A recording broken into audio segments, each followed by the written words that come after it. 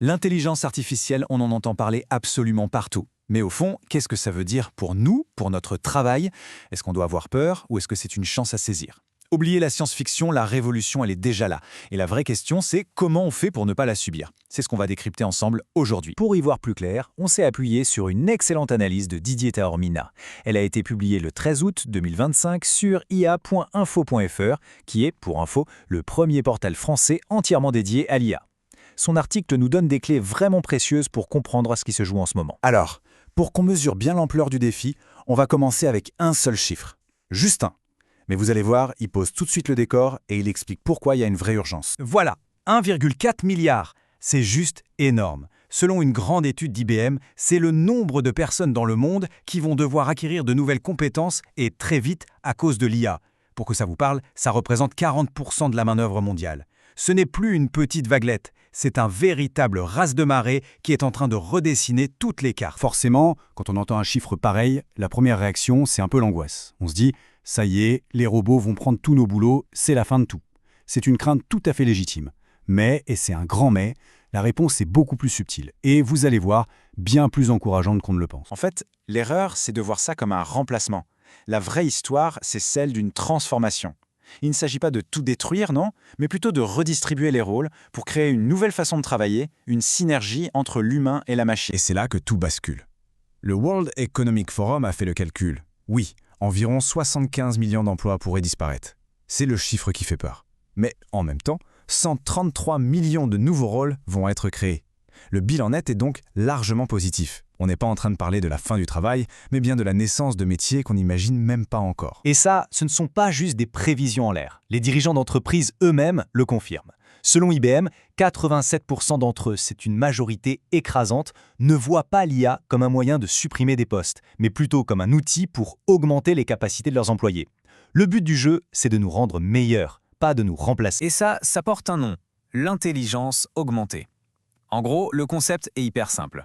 On délègue à l'IA toutes les tâches fastidieuses, répétitives, l'analyse de montagnes de données, et ça nous libère, nous les humains, pour nous concentrer là où on est irréplaçable. La stratégie, la créativité, l'esprit critique, le contact humain. C'est un travail d'équipe en fait. D'accord. Le futur, c'est un duo homme-machine. Mais comment on y arrive concrètement? Comment on s'assure d'être dans le bon wagon? La réponse est simple et elle tient en un mot, la requalification. C'est le pari gagnant, aussi bien pour nous en tant qu'individus que pour les entreprises. Pour ça, il y a deux grandes approches.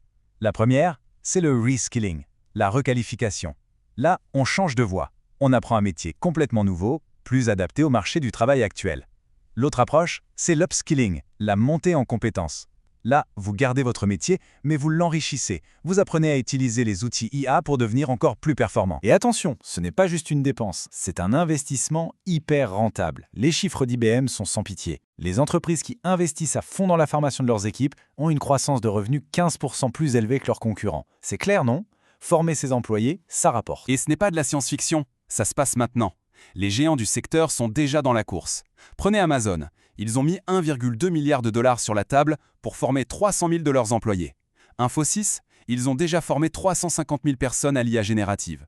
Ces boîtes ont compris que leur capital le plus précieux, c'est le talent humain. Ok, donc on a bien compris qu'il faut se former. Mais se former à quoi exactement?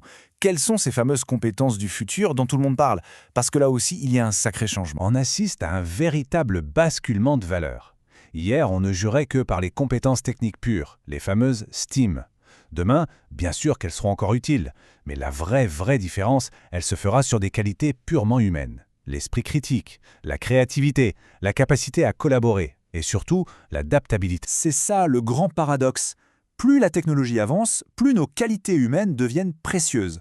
Notre capacité à faire preuve d'empathie, notre ingéniosité pour résoudre un problème inédit, notre faculté à naviguer dans l'incertitude, voilà nos vrais super-pouvoirs pour demain. Tout ça nous amène donc à une conclusion assez surprenante. Cette révolution qu'on pense purement technologique est en fait une occasion en or de remettre l'humain au centre du jeu. Je trouve que cette phrase d'IBM résume absolument tout. L'IA ne remplacera pas les humains. En revanche, un humain qui sait utiliser l'IA remplacera celui qui ne sait pas le faire. La menace, ce n'est pas l'outil, c'est de rester sur le bord de la route. La vraie fracture, elle sera entre ceux qui maîtrisent la technologie et ceux qui la subissent. Alors, la dernière question, la plus importante, elle est pour vous.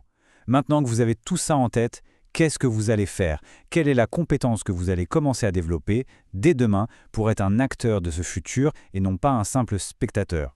La réflexion, elle commence maintenant. Merci de m'avoir écouté et à très bientôt.